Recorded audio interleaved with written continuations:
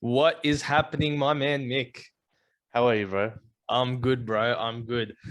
I'm so happy you said yes to doing this, mate, because you're not just a fan favorite, you're one of my favorites. You know what I Oh, stop. Hey, you don't have to lie to me just because we're on a pod. No, I'm joking. No, thank you. mean? As you can see, I'm still living in the great outdoors. Um, yeah, bro. It's Good. good to be back. I was gonna say, bro, lockdown's treating you well. It's very good. It's been very good. The best part about this is there's no one on the beach, so it's just me, my tree, and the waves. That's beautiful, bro. That's beautiful. Well, welcome, ladies and gentlemen. Welcome to another episode of Talk to Me, the show where I get my friends to talk to me. This week we have Michael Hanna. Now we saw him on Have a Chat with Ray and Stat a couple of weeks back. One of the funniest blokes you're ever gonna meet. One of the best blokes you're ever gonna meet, and a fan favorite, bro. Thanks again for jumping on. It's gonna be fun. Well, thank you for having me. So I can't wait to have a chat with Ray, but not Stat. Yeah, how'd you feel about Have a Chat with Ray and Stat? That was good. It was fun.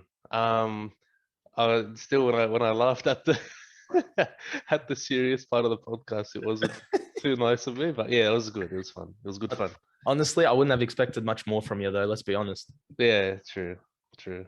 Well, Mick, why don't you introduce yourself to the people? Introduce yourself to the people who wouldn't know you. Who are you? What do you do? Well, I'm no one important. So my name is Michael. I am 21. I basically grew up with you, right? Yes, yes. And yeah, I mean, I finished uni a couple of months ago, and I work in foreign exchange. That's about it. Foreign foreign exchange. That's a very interesting place to be for a 21-year-old, bro. It's fun. Like, yeah, I mean, I've always wanted to get into the world of like markets and trading and that stuff. So I think this is a good segue for me to get there. Nice. And what pushed you in that direction, though? I think I always had an interest for it, like since I was about 15 is when I just started like for example trading on like the share market game. Not real money, because back then I had like $2 a week for the canteen. Can't exactly pay for a share. Bro, say what But you will, though. $2 at the canteen, get you a lot of stuff two there. dollars a day was pretty crazy. Bro, that's full on. Yeah. You know what? I had a mate that used to have $10 a day, A which I day. thought was ridiculous. Yep. A day. And he used to go and buy the jelly cup tray. Normally you buy one or two jelly cups, like the little jelly Yep, yep, cups. yep, yep. He'd buy the whole tray. You're kidding. No, no. What was your go-to at the canteen, though? Hmm. You got that $2. What are you spending it on? So 5 wicket fizz, Okay, right? solid. That's a dollar. That's a solid start. Yeah. And then if I want actual food, I can't because I only have a dollar, but it's worth the trade-off for the 5 wicket fizz because I'm a fatty. And then I would get like a fruit tingle, like the bar one. Really? Yeah. So I'd go straight for the little chocolate caramels. They cost like 5 cents each. Oh, Get them five at cents, bro. Fantails. Which school did you go to? Fantails, bro. They went from 5 to 10 cents when I was there. Ridiculous But inflation. yeah, the inflation was unbelievable. But I'd go for the Fantails, bro, and the clouds. Oh, The red clouds, yeah, bro. the red clouds. Yeah. Yeah. Solid. Nah, I used to have like it depends. If I had no food in my lunchbox, then my mom would give me $5 and I'd put like a crumb chicken burger thingy and I'd get that for lunch. Bro, say what you will. The chicken burgers at schools are better than in real life. 100%. Oh, you know what? I've mentioned him before. He's a goat. He's one of the greatest people to ever live. Lance Rodriguez. Yeah. Ask him. We used to write down on like, so the way it worked is you get your paper bag, you write down your order, you put it in the slot of the canteen door, then you come and pick it up for lunch, right? And you got your money in the bag. Exactly, yes. We used to get, there were extras you could add on. So Okay. we would choose like a hamburger bun or like like sliced bread and then the crumb chicken, but we'd put like extras, shredded beef, cheese, lettuce, and tomato. Every time they used to say, you can't do that. This is the last time we're doing this for you, but we kept doing it and they'd keep giving it to us. Yeah, those lunch ladies are too nice to say no. Yeah, they can't say no. But listen, at our school, the currency was oat milk, the chocolate oaks. That's the currency. Yeah, yeah. As in, if you wanted someone to do something for you, you just had to give them a chocolate oak, and you were set. Well, for me, it was more like there was one rich guy in my grade. Mm. By rich, I mean he would used to bring like he used to have like upwards of $15 per day for the canteen, and he used to say, "If you come with me to the canteen, I'll buy you something," and I would just drop everything and just go, because I'm gonna get me a wicked fizz if I want a wicked fizz. You know That's what I it. mean? Yeah, 100%. So that was because it's just I don't know why it used to be so scary and embarrassing to walk by yourself and line up. So you Yeah, always had to bring a partner. you always needed a mate, and that mate was expected to get something for his troubles. Exactly. Yeah. We've been trading since we were young. I mean, it's all business, isn't it? Well, see, that's the thing. All starts off in the primary school days, and then it moves up. So back on it, you start trading fake money in Oh well, school. yeah, I forgot about that. Yeah, sorry. Um, yeah, yeah. No, I started on the ASX game. Like it gives you like virtual 50K, but it's good to get a feel, get an idea of how it Yeah. works. Um, and from then on, I just continued playing it. That's the first year I played it. I was just trialing. I started with 50K. I ended on 30K, so I lost 20 grand in like 2 months, like virtually. So it's pretty shocking performance. But then, my commerce teacher at the time, Mr. Hall, legend, um, he used to he used to keep me back after class and talk me through these sites you visit, like read this, read these articles, read these books, whatever, to learn. And he told me a story, which is where I really wanted to, like, I was like, wow, I really want to do this. He told me a story where he was 21, and he had saved like a decent amount of money back then. Like as 21, he had saved like 20K, Okay. which back then was a lot. Right now, that's And not. yeah, right now it's a lot. And because he had worked like 4 years straight full time, and he dropped out of school or something, and Flight Center had crashed to like a dollar something per share, That's and yeah, everyone was thought they were going into admin, like they're going into bankruptcy, like that's it, they're finished. And then he done like a bit of digging, bit of research, spoke to a couple professionals, and he was like I don't think, like he believed that they weren't gonna die. And so he put in, it was a bit silly. You should never put in like the majority of your life savings, but he put in like 15 grand or like 20. I think he put in all 20 into Flight Center. And then 2 years later, 1 to 2 years later, he sold when it was at like $42 a share. And he just went and bought like a two-story brick house dead. cash. Yeah. Good on him. Yeah. So he's the one that got me into it. And then with the next year, I was able to come third in the state and fifth in the country. But I just missed out on a prize. Like it was nothing. Like I think first place was like 7 grand, second place was like five, and then third place was like two. But I was just short. I was so cut. But it was a good learning That experience. Then I started on the real thing. that sort of gave you the bug for it. Yeah, exactly. And disclaimer, ladies and gents, not everyone that jumps into the trading game is going to do what Mr. Hall did. You know, Oh yeah, no, by all means. please don't go Please take your don't. life savings and do That's the dumbest thing you could do, man. that. 100%. Oh no. No. But I remember you talking to me about this back then, bro, and telling me about the game that you were playing and how you were learning it and all that. And mate, I saw the spark in your eye, and it looks like it paid off. Yeah, no, definitely. It's been fun. I'm obviously still doing it till today. Um, I've gotten a lot of my friends into it. I don't like give advice. I just teach them how to look at stuff. Yep. So I've done that for like quite a few boys, and I really enjoy doing it as well. And you've done that for me. I can definitely say you know what you're talking about. Yeah. But yeah, it's just fun. And a lot of people think it's this big, scary, like big institution gonna take your money. It's at the end of the day, you find like something that you think can do well and you think has a decent future outlook, and then from then on, it's just a patience game. Yeah, I remember talking to my dad about it when I started getting into that sort of stuff. And I just told him it's a lot of study. It's really like the way you explained it to me is you can't do well unless you're studying, unless you're making sure you understand what's going on rather than just, oh, I'm just going to throw this there. You know what I mean? Yeah. There's a lot of retail investors, especially with the stimulus checks that started, the government just started launching at everyone last year.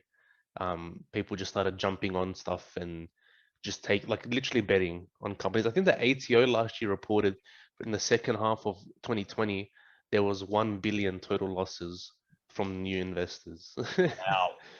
Yeah, Dead it's set. yeah, you have to know what you're buying into before you buy into it. But yeah, it just takes time. It's not hard. Hmm.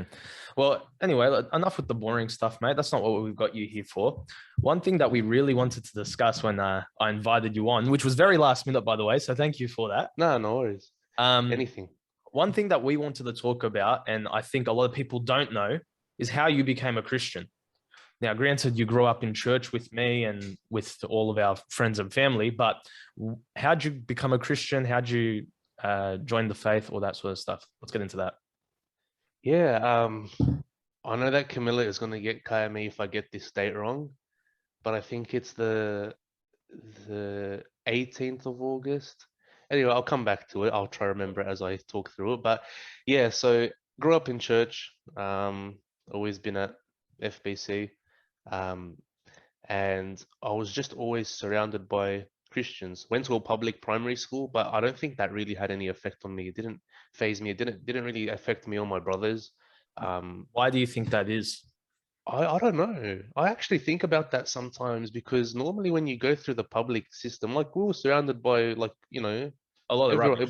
if you're on public school, a lot of stuff that's different to what you're surrounded by at church. Hmm. Um, but I'm actually kind of grateful for it because I went to a Christian high school, but then it's good that I wasn't too sheltered around the real world where it was just church people and then Christian people at school, then Christian people through high school. Then I get into uni and I'm like, wait, this is what the world's really like. Yeah. Primary gave me like a good idea from the get-go that people are just.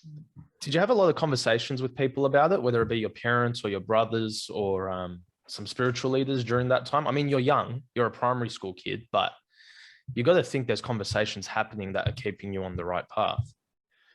Well, yeah, that's another thing that confuses me because like just going to church was enough for me to stay on the Really? Okay. right path. I guess it's different for every kid, but it's as if I knew what I believed in was true, and I didn't let anyone tell me otherwise. It got to the point where in year one, I was taking like my mates aside and trying to tell them about Jesus. That's Like, awesome. so I used to take a tract or whatever, Mm. like a tract from church, and then I would explain it to them as like a 7-year-old. And then they would be like, oh, so what do I do now? And then I'll be like, oh, you have to pray. They'd be like, what do I say? I'll be like, you have to say sorry for your sins and then ask Jesus to save you. And then they'll be like, sorry for my sins, please save me. And I'm like, no, no, no. But then I didn't know how to explain that you have to mean it. So Do you think that's from Sunday school and Bible club? yeah, definitely. When we were growing up, I think it was got to the point when I was 6. It was August 18th of August. Camilla, please don't bash me if I got that wrong. 18th of August. Trust me, she doesn't watch this show, so you're fine. Ah, no, she'll watch it because I'm here. Okay, fair enough. Yeah. Um, 2000 2006, Okay. I think. I think I got that wrong. The year's right, the month is right, but the day is wrong. But there were a couple of us in a room. I don't. There were quite a few of us in a room, and Auntie Leon Yeah. um just took each of us, like she shared the message of, like, obviously very simplified for us, of salvation, the reality of hell, and Jesus and the eternal gift. And yeah, Ryan actually was the first to stand up and say, I got saved, like I think he said, like last night with my mum and dad. They came and prayed with me, whatever. And that just like stirred the rest of us to slowly start putting Far our out. hands So up. it was a ripple effect. Yeah, it was ripple effect. So basically That is Ryan's awesome. like Ryan's, that's it. He's brought all of us. He's been a pastor since young, apparently. But Been a um Christian for a day and he stands yeah, up and witnesses to the rest of yeah, the exactly. class. That Who is else has done awesome. that? But yeah, so one by one, we just went to another room, and then we prayed with um, with Auntie Leon, and then we finished, came back, and then the next person should be like, "Is there anyone else?" And then the next person will be like, "Yeah, The I want headsets. to get saved." How many of you? Man, I don't remember. I think there would have been like 4 or 5 of us. You got 5 kids getting saved on the same night in a Bible club. Yeah, on the same night. That is Yeah. unbelievable. So it was, yeah, it was good. It was good. And right, I did definitely, even though I was 6, I understood what she was telling me. Mm. And after finishing the prayer, I was like so happy. I went home. I told mum and dad. I couldn't sleep because I was so excited. And the next day, I was just Buzzing. running up to kids saying, "Get saved now!" like, like, it's amazing. Your life will change. And I'm 6, but yeah, obviously it's not all lovely and sunny and Yeah, but roses, but that initial that step, initial, that is yeah, awesome. Did you ever get it's in trouble at school for that? Being at a public school? well, on Wednesday fortnightly, we used to Mm. have religion day or something Yep, yep. where there would be like a Catholic lady that would come in and a Muslim and a non-religious would just go read books in the library, and I don't know, Buddhist and a couple of Yeah. others. And then each kid would just go to a different room, whichever they believed in. I was in the Catholic one because they didn't have like Yeah. Protestant, whatever. So, and it was good.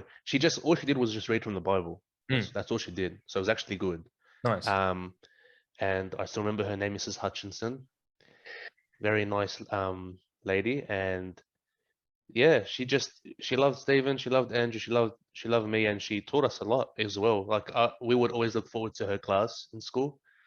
Um, but yeah, bro, it's weird because I feel like every time I mention I went to Birrong Public, people will be like, "Oh, really?"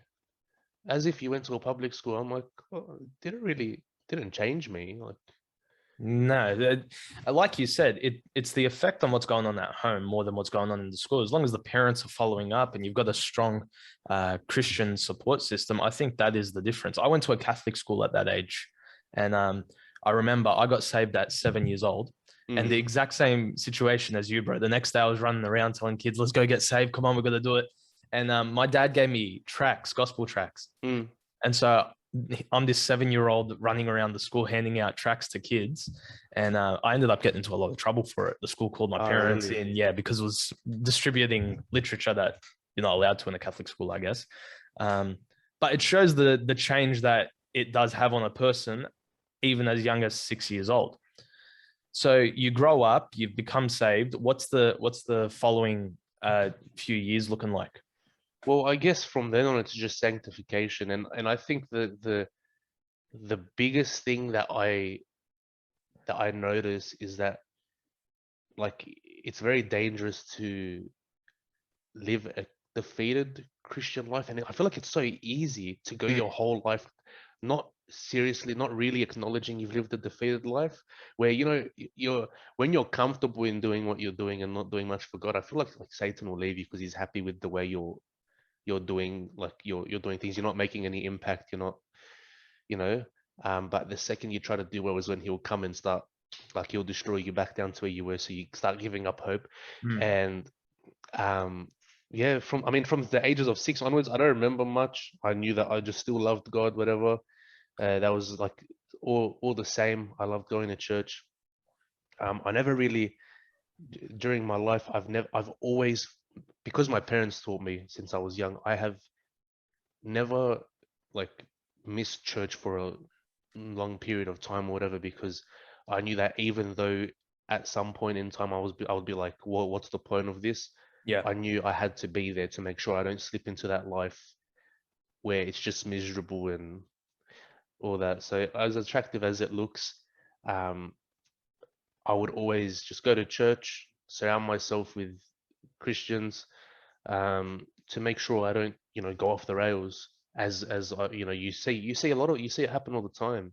Yeah, it's definitely a chain of events that happens with a lot of different people. And it's sort of like a cycle. You see it happen. They get saved young. Once they hit the high school years, they start backsliding, and then after high school, they come back, and it's just sort of a emotions thing. And I think you were right in saying that that's because they're living defeated Christian lives, and that comes from, I think, comfort. I think Exactly. Yeah. because you're so used to Christianity, it's just part of your life. It's there. It's not something that you really feel like you have to pursue as much as someone who gets saved at an older age looks at all the the sin in their life and they're thinking, I don't want to go back to that. Yeah. So I think that's why young kids growing up in church experience the whole backslide phase, because they think there's something else out there when there isn't. So how do you battle with that when you're in your high school years?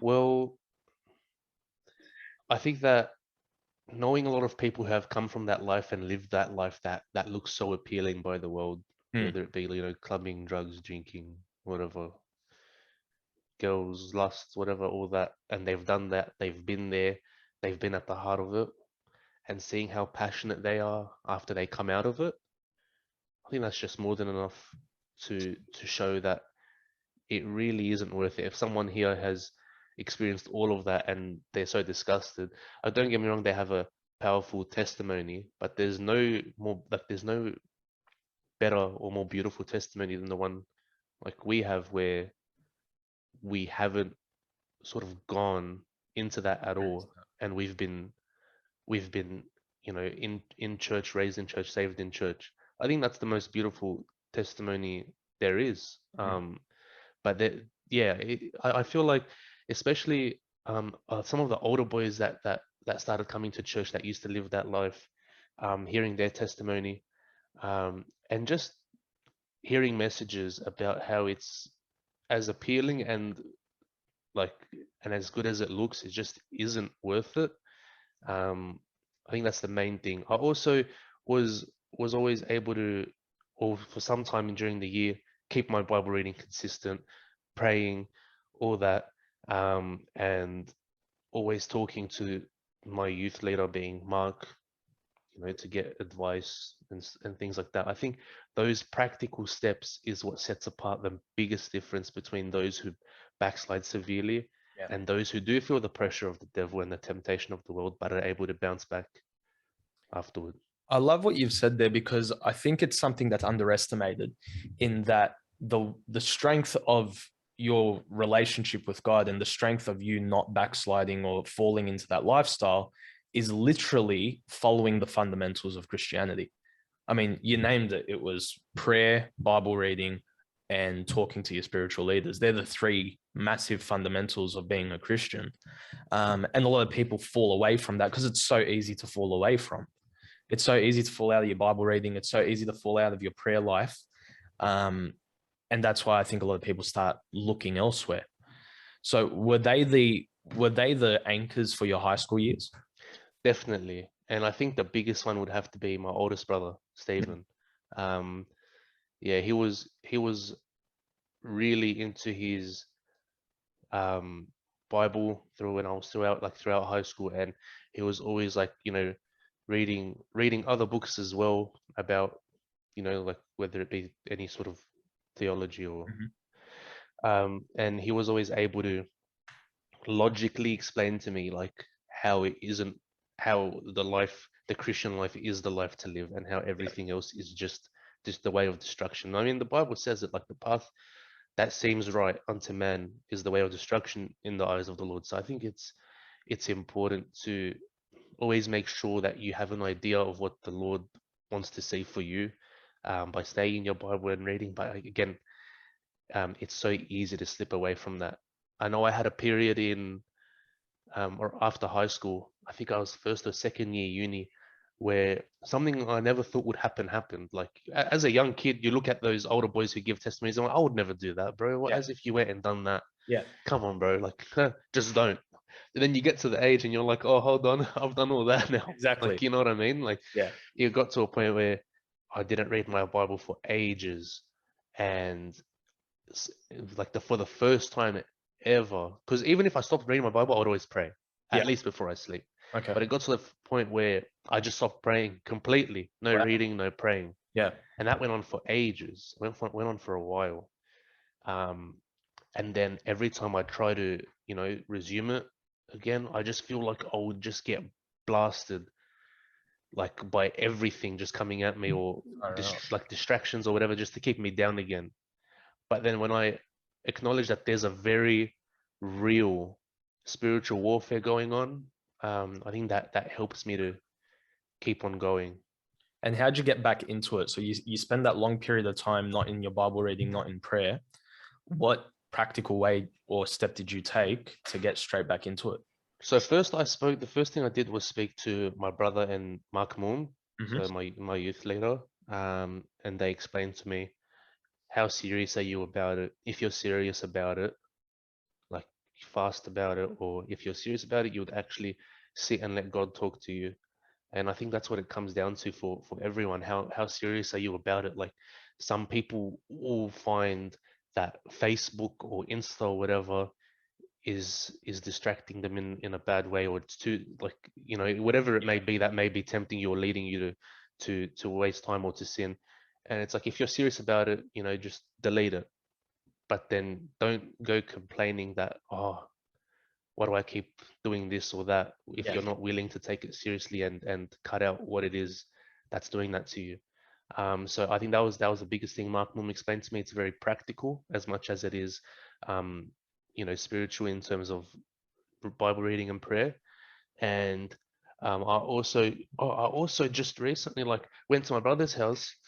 This was like a couple of, like, last week, and I've just gotten some books to read. Like, oh, you can't see because Okay. I'm at the beach, but Yeah. like stuff like, and like Yeah. I always say, I think it's Charles Spurgeon who said it, but there are many good Christian books that you should visit, but ultimately live in the Bible. And um, none of this is obviously gospel, But and it should be. Yeah, it's surrounding your life with it. exactly. Yeah. No. So I've started reading that one, barely, so because I only got it like a couple of days ago.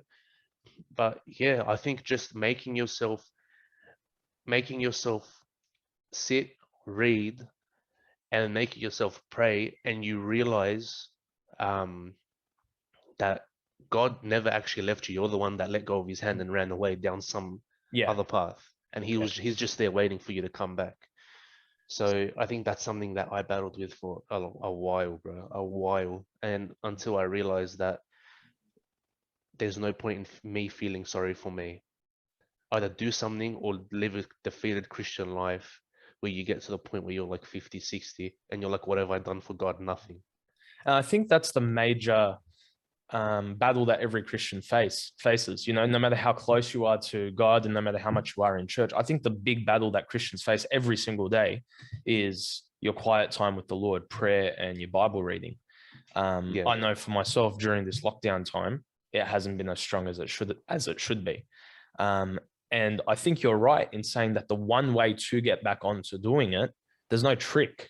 It's just open it up, start reading, just do it, and then it comes every single day. And it's just you're right, it's a battle, it's a tough battle, but it's a necessary battle that you need to be fighting. yeah, definitely. I think a lot of people I've spoken to will bring up that, even myself, Mm. I'll be like, I know I need to sit and read, but how do I sit and read if I don't want to sit and read? Yeah. You know, but it always just comes back to just looking at yourself from like an outward perspective. Like, what am I actually doing? And every time I felt that way, um, I go back to Ecclesiastes and I read that. Mainly that, I don't know why, I find comfort in the last chapter Yep. where Solomon says, everything is meaningless, and he's just saying how useless life is.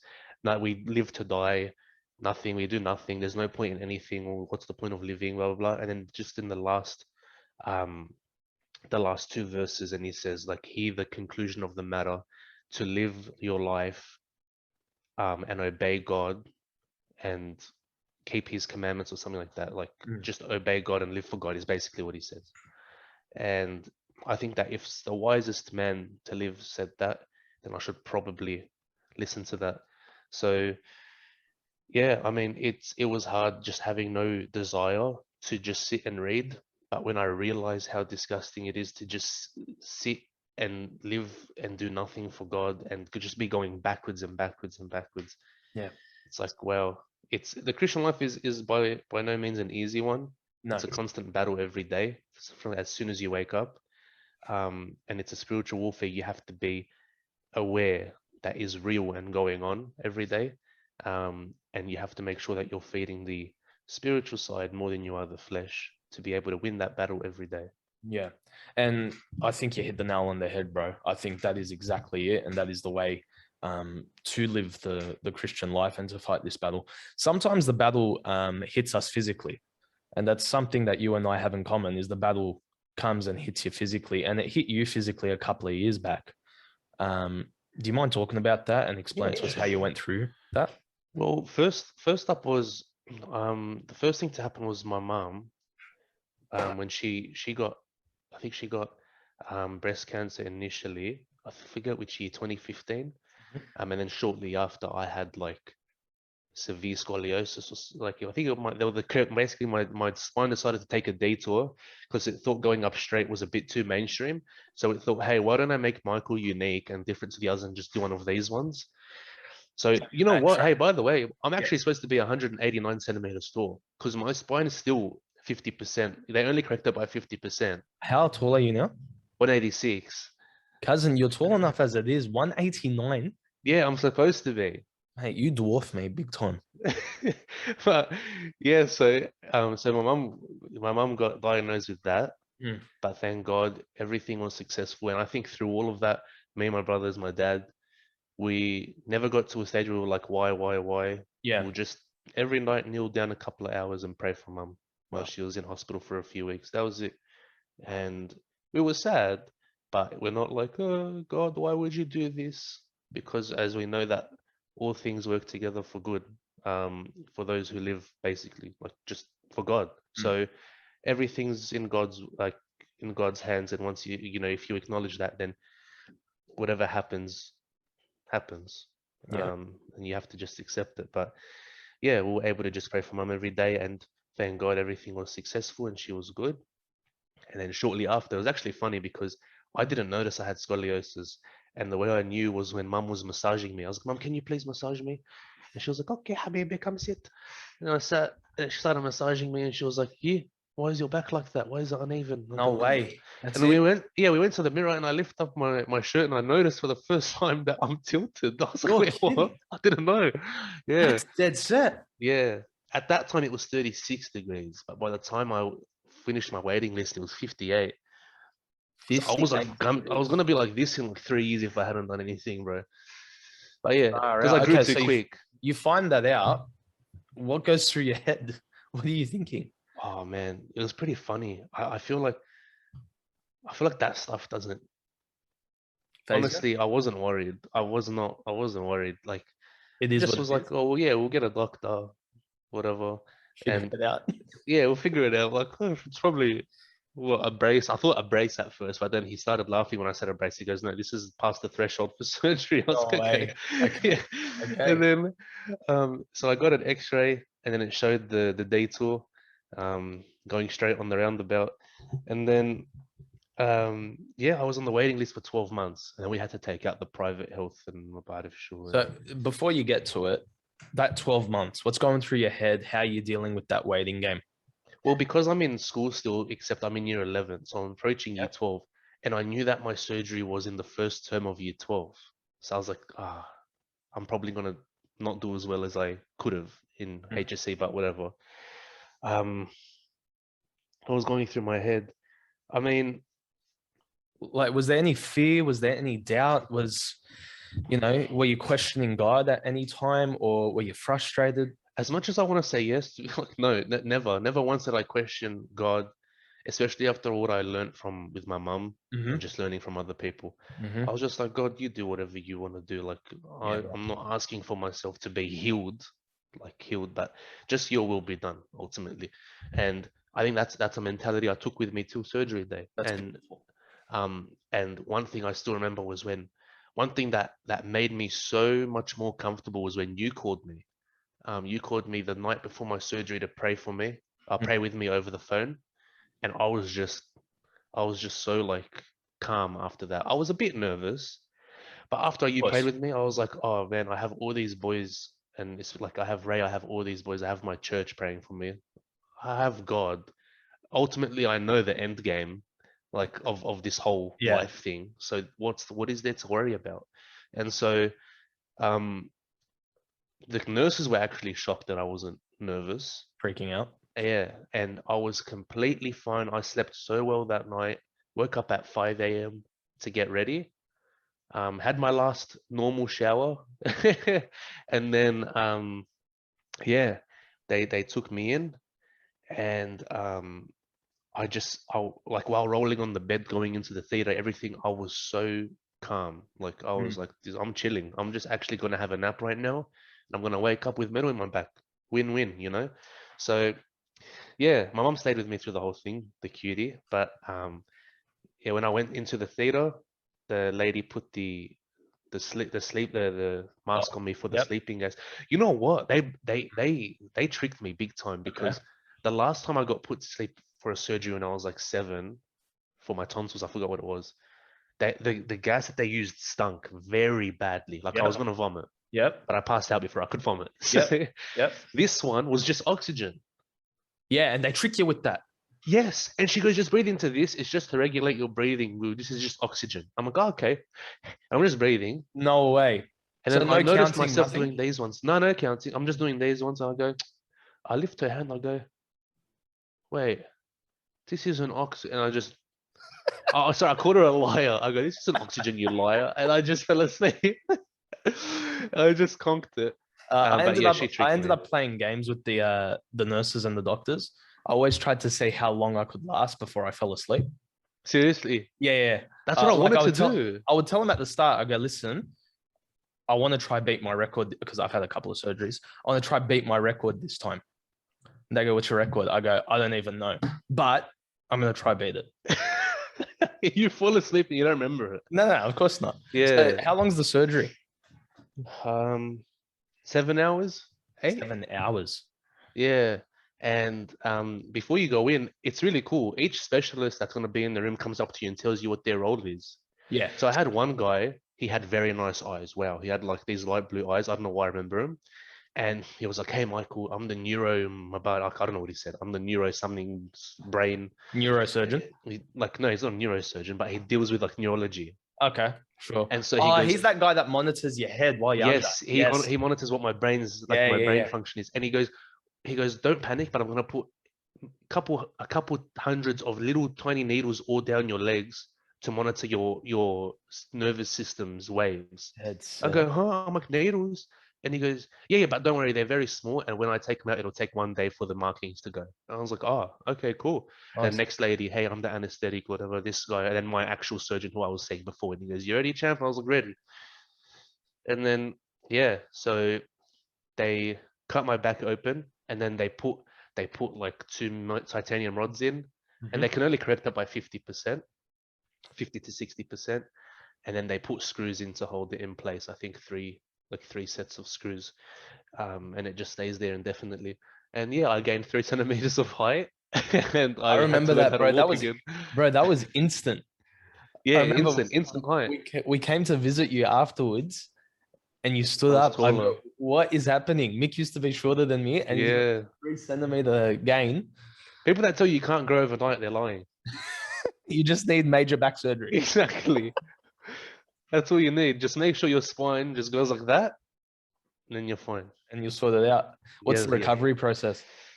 Oh, it was only like a week and a day in hospital. Um, but by then I had learned how to walk again. So first day I'm just lying down. Second day I'm lying down. Third day, two physio nurses come in and they helped me sit up, which was a mission. Yeah, As bro. soon as I sat up, like they hold it, so one's holding this arm, one's holding this arm, and I sat up, and then I'm like breathing intensely, and my head is just spinning, and then I lie down after like 5, 10 seconds. Yeah. And then next day you stand up, and then you sit down, lie back down. Next day you stand up and try hold it, and then take a step or two, and then I start walking with that stroller thing. Yeah, the big metal thing. Yes, the Happens. walker. I think they call it a walker. Yeah. Yeah, and Might as then well be a transformer. It's that big, bro. it's enormous, bro. It's Huge. you're holding up here, and you're like, but it's for you to Yeah. lean on it, I guess. Yeah. And then after that, your last day, second last day, you hold the nurse's hands, and they walk with you, which I felt like a primary school kid. And then the last day, Especially you just passing other people in the ward. yeah, You're a grown kid looking around. yeah, it's good, but yeah, it was. Um, I only ate a total of like one pancake that whole week. Wow. Yeah, I lost 10 kilos in a week, 9 kilos in a week or something. But yeah, I was a stick after that. Yeah, wow, bro. So then you get out. What's it changed for your life? I can't arch my back anymore, which is a bit tragic. It's just permanently straight, which I guess is good for posture. Like, if I try to arch my back, I'll try to show you. I can only Oh roll my wait, shoulders forward. I can't. that's what you can. You're kidding. Yeah, I can't. I can't arch my back at all. That's full on. Yeah, it's. But I feel the metal. The metal is fused in my spine now. They put like a dead person's Mhm. bone graft Oh really? in my back, and then because my body recognizes that it's undergrown, it stimulates it intensely to catch up with all my other bones, and then it grows over the metal and my spine. Wow, Something like that. Yeah. that's full So, on. yeah, now it's a part of me. I have a very thick spine. It feels like. Um, but yeah, bro. Like, and shortly after Andrew got it, and he had Yeah, surgery. bro. I could not Thanks, man. believe what happened to your family in that short period of time. It's funny. That was Yeah, full on. it was interesting. But Yeah. you look back at that now. That's how many years? 3, 4 years now. What has it done for you mentally and spiritually? Spiritually, it's made me realize that we only have the driver's seat view um on life and whatever's currently going on. You don't see what's around the next turn you're about to take. You don't know what's behind the street you're about to turn into. You don't know, if Mhm. whatever it may be. So you only have a very like couple of meters in front of you view. And it's important to recognize that God is the one with that bird's eye view, the helicopter view, where as long as you're, walking with Him right and you're listening to His directions, He's going to direct you in a path where you take the right turns. And while you do go through hard times, when you come out of the back of it, you will look back and realize, oh, I only saw like a portion of the picture, but with the big picture, it all makes so much sense, and I'm actually happy Yeah. that happened to me. And it's really important to realize that you don't know what's around the corner, but God does, and everything's so much clearer in hindsight. Obviously, I mean, I can look at. I'm sure you can as well. Yeah. So many times where you're like, "Why is this happening? Why is this happening to me? Why is this happening to me?" And afterwards, you're like, "Oh, thank you so much, God, that happened to me." Yeah. So Yeah. I always say I wouldn't take back the last couple of years if God gave me the chance to. The amount you learn through that process is full on. And I can just say from experience, I mean, I know it had a massive effect on you. And it gave you a lot of empathy because you called me at every single surgery. You called me every single time I was back in hospital and we talked through it. Um, and I think that's the major factor of going through something like that is God allows you to be an example to someone else or allows you to um, help them through that. yeah, definitely. And just knowing that all the all the church were praying for me, Mhm. I think I felt it. I did feel it. Because I even asked myself, well, why am I nervous? I was like, oh, I'm on the praise list. Like, I probably have like a couple people praying for me. That's why I'm just chilling. But yeah, um, it's good. And when you see how it all works, you realize how real God is, and it's just weird because as much as you know He's real, there's always like in the back of your mind where you don't take it seriously because you're You grew obviously up not with it. seeing, yeah, and you Yeah. grew up with it. But when you have certain experiences in your life and you look back and you're like, there's no other explanation but God. It just makes you like it just solidifies your foundation and makes you realize that I don't want to live this life if it isn't for God. Yeah, 100%. Um, we do this thing where I tell every guest to take a DeLorean 10 years back in time and tell younger them something, but I want to do it a little bit differently with you. I take you to the time you're about to have surgery. I take you back there. If you could tell Michael then one thing, what are you telling him? Ooh, that's a big question. If I could tell surgery Michael one thing, oh, I just feel like it would just come back to something like that. I just feel like it would come back to my life. I would just tell Surgery Michael, live your life fully for God, because the world will pass away one day. We know what happens at the end. Mm. We know who wins. We know who loses. Sin lasts a season. This is more than one thing. I'm going on to 10 things now, Hey, telling Michael. tell him whatever you need to tell him. You've got about Um, 5 minutes. Look, sin lasts a season. We're all aware, and as attractive as it may seem on the outward appearance, once you've actually had a taste of it, um, that's when the regret settles in. So Mm.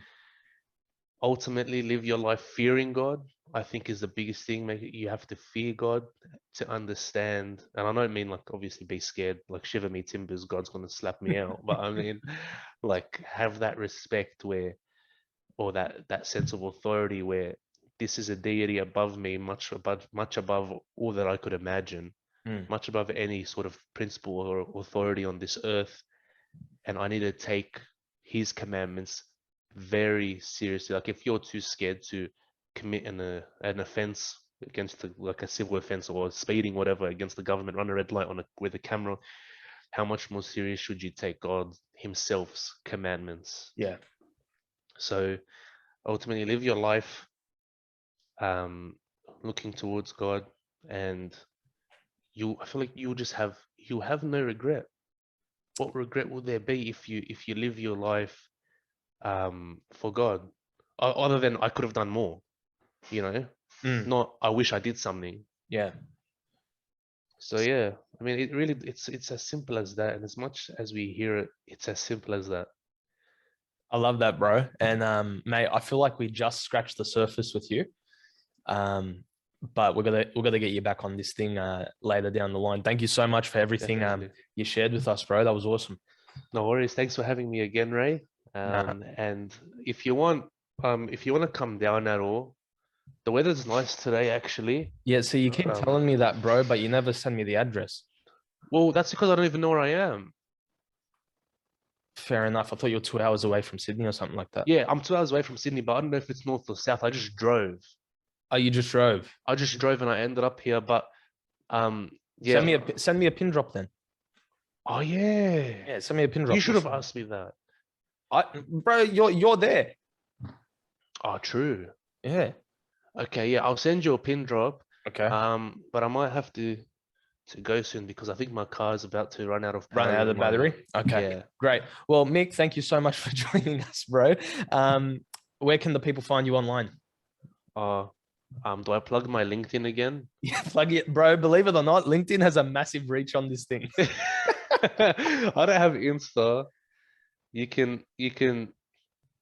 know what? Come and see me and shake my hand at Faith Baptist Church, Regents Park. I love that. I'm putting that in the Sunday, description. I'm putting that in the 10:45. description. Done. Yes. Mickey, thanks again, bro. Appreciate you, man. Thank you. Thanks, ladies and gents. We'll talk soon.